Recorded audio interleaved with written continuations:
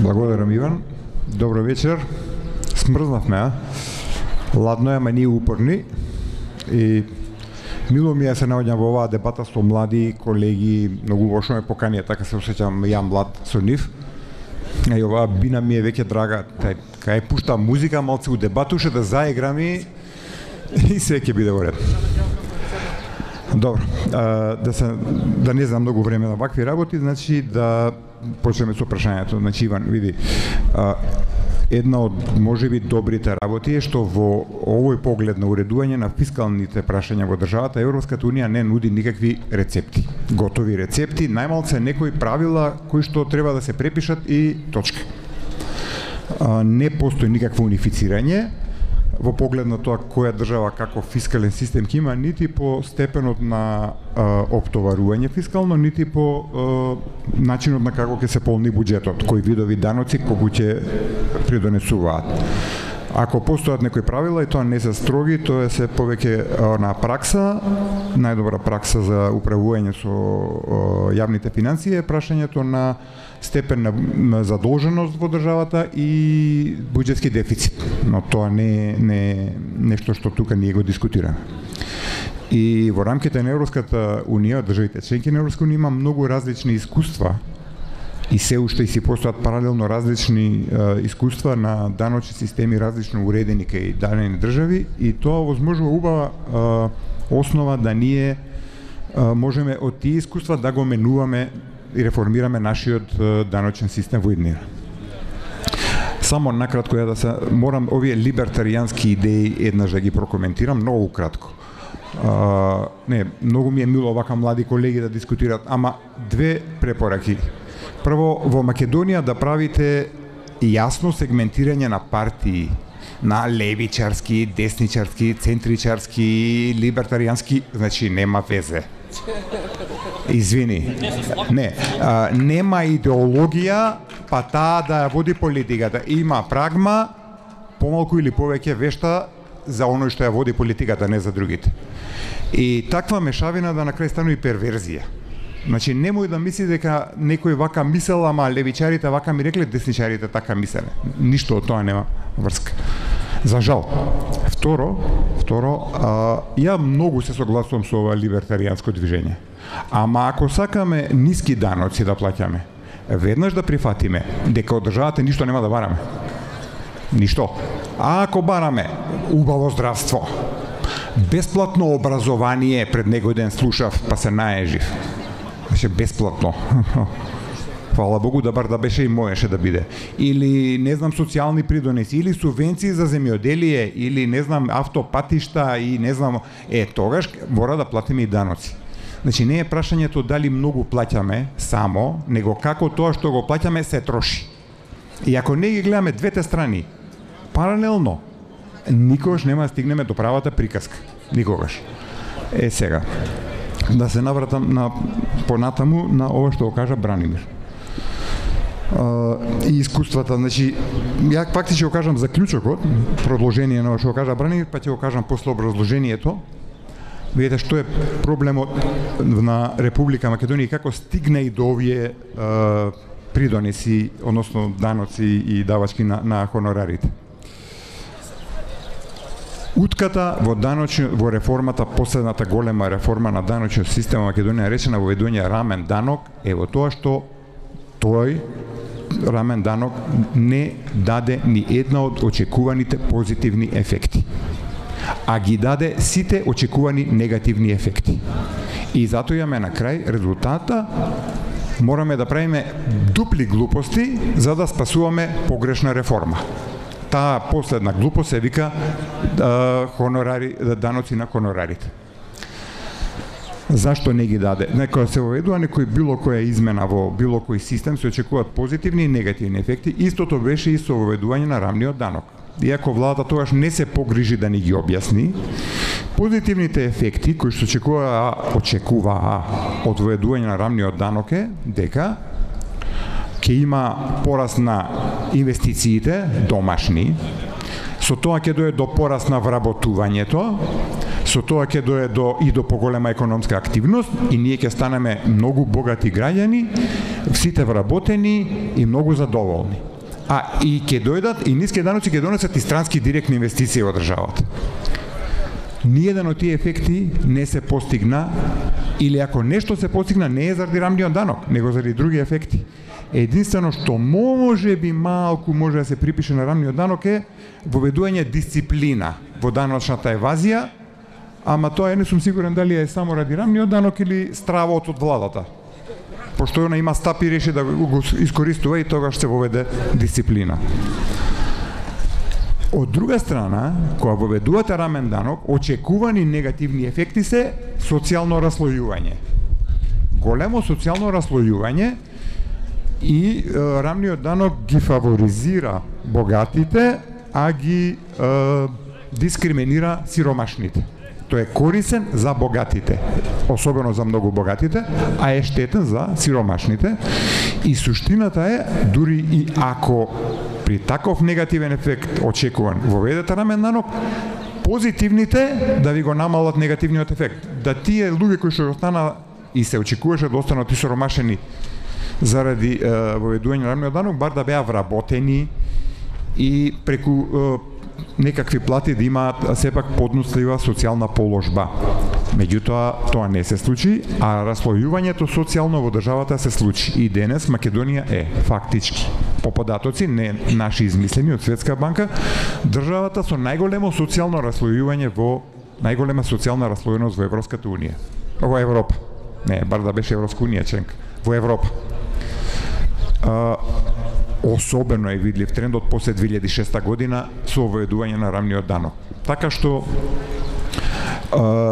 таа реформа, рамен данок, во Република Македонија треба да се прекине и тука е се надврзано што го кажа Бране, Македонија треба да воведе прогресивно даночување. Првата работа што сакам да кажам, заборавете го терминот прогресивно веднаш, затоа што ВМРО ќе ви го искористи, сакат да воведат поголеми даноци. Прогресија значи растење и тоа се поголеми даноци. Затоа и ние сме паметни, па ќе речеме, ќе воведеме праведно даночување. За разлика од нивното неправедно, социјално неправедно, ќе воведеме праведно даночување. Што е праведно? Јас се обидов да читам во многу религии, во многу филозофии и било какви други и такви сваќања. Идејата на праведност секогаш и секаде се врзува за богатиот плаќа повеќе од сиромашниот. И тоа е фер. Не е фер сите плаќаме еднакво, бидејќи и не заработуваме еднакво. Ако заработуваме еднакво, ќе плаќаме еднакво, ама бидејќи заработуваме некој повеќе, некој помалку. Тој што заработува повеќе, за заедничките трошоци ќе плаќа повеќе. Зашто? Па тој и ги троши јавните услуги повеќе од нас. Тие што заработуваме помалку, мислам. И тоа е праведно даночување. Повеќе да плаќаат побогатите, не оние сиромашните. Дури може да се воведат таков праведен даночен систем за кој што најсиромашните нема да плаќаат даноци, ќе има нулта стапка. Па над до одредено ниво е нулта, над тоа почнува 10%, па 15, 30 и така натаму, не премно голема висина. Ќе ви откриеме една тајна, со Бране работиме на еден проект со Фридрих Еберт, со кој што ќе се стимулираат овие идеи за иднина и ќе знаеме точно како тоа да се направи, ама сега ние у работна верзија, така? Тоа е суштината. Значи, мора Македонија да примени таков даночен систем и тоа ќе го реши и проблемот на ова одданочување на хонорарите, бидејќи хонорарите влегуваат во вкупни приходи. Можни се промени, ама не е ништо уште дефинитивно, само кои идеи ги нафрлам.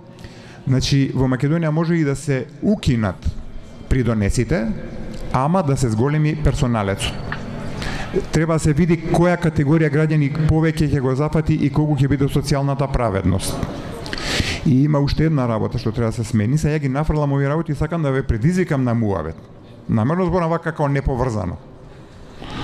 Си кај професоров појма нема, свашта ни кажа намерно да ве предизвикам. кај данокот на имот. Се немојте веднаш да се наежите, ама богатството се состои од два дела. Кој колку го имаме од два дела. И во економијата секогаш имате два дела, имате flow и сток. Значи имате текови, прилив и одлив и залиха. Имотот е залиха на стекнато приходи во минатото, кој што секој семејство и користи. Кај нас данокот од имот е заборавена категорија. Тоа е општински приход на локалната власт, меѓутоа е во вкупните даночни приходи колку беше бране? Многу малце, испод 2%, како? 1%, помалце. Во вкупните даночни приходи. И сега внимавајте, ние по што се разликуваме богати и сиромашни? Не само по тековните приходи, туку и по имотот. Значи и кај имотот може да се размислува, да се воведат повисоки даночни стапки за поголем имот. Ма за голем имот, не за обичен имот. Значи, оние што се до средна класа, или волкав данок, или ни волкав данок на имот. Ама оние што имат 5 стана, јахти, вили, авиони, како бе оние коли нубаи?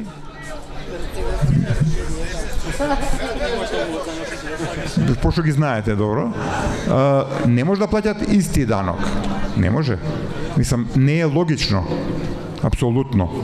Така, полека и тие пари се наменат повторно за социјални случаи. Тоа е идејата за давање еднакви шанси на сите граѓани. Не еднакви буквално, ама барем подизедначени стартни шанси во животот.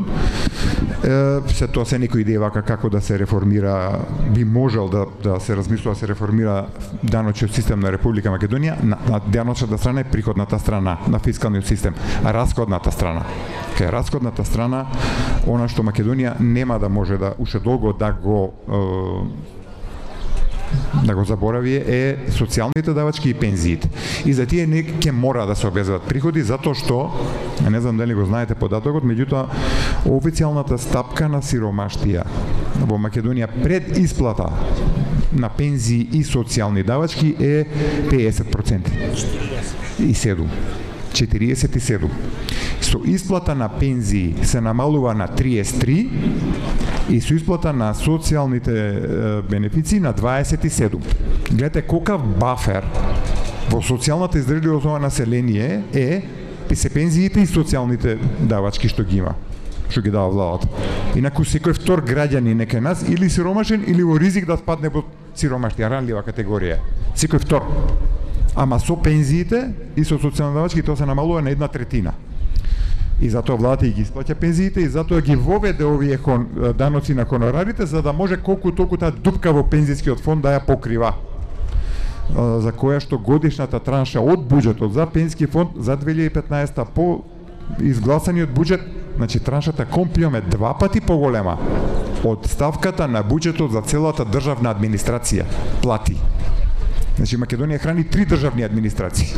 Не јавна, јавната е поширок поим, државна се само државните службеници, околу 25-30 илјади луѓе, пута 3. За траншата што е према ПИО. Тоа уште долго време нема да може да се скрати, ќе мора така да остане. Која и реформа да се воведе, тоа мора да остане и социјалните давачки, меѓутоа особено кај социјалните давачки. Пред некој ден зборуваше Мила Царовска, потполно согласно со тоа што кажува, само неколку реченици. Значи, социјалните давачки треба да се во Македонија ги има голем број, а не се издашни. Значи, луѓе прима социјални давачки и повторно остануваат социјални случаи. Да се намали бројот, да се зголеми издашноста. И да се подобри таргетирањето, не да прима било кој, него оној што е стварно има потреба од социјална помош. И сега друго кај расходната страна останува настрана до овие давачки, што да се прави со останатите расходи. Правилото е едноставно, многу едноставно. Секој денар што ќе се потроши треба да иде вратен со барем денар запирка 10 денари корист. Тоа не е така во Македонија сега. Што све тоа опфаќа, немаме сега време стварно. Благодарам.